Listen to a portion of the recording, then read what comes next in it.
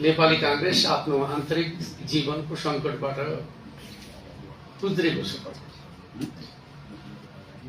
र हिजोदेखि विधिवत रूपमा नेपाली कांग्रेस दुईवटा पक्षका रूपमा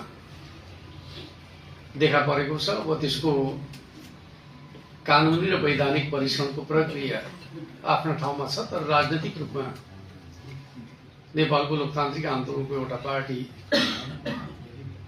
मानसिक रूपमा विभाजित भएको छ। यो लोकतन्त्र सङ्कटमा परेका बेलामा अत्यन्त दुःखद पक्ष हो भन्ने म ठान्छु।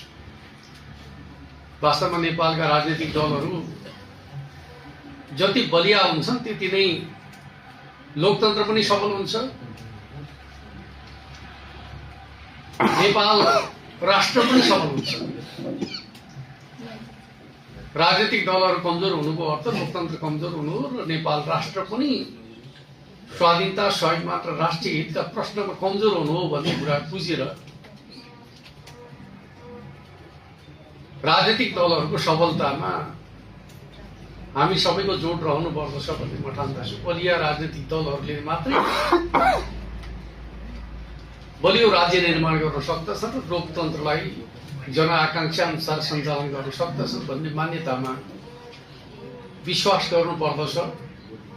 म नेपाली कांग्रेसका मित्रहरूलाई भन्न चाहन्छु, तपाईहरू यो अन्तरसङ्घर्षबाट एकतातिर फर्कनका लागि विलम्ब गर्नुहुने छैन र त्यसले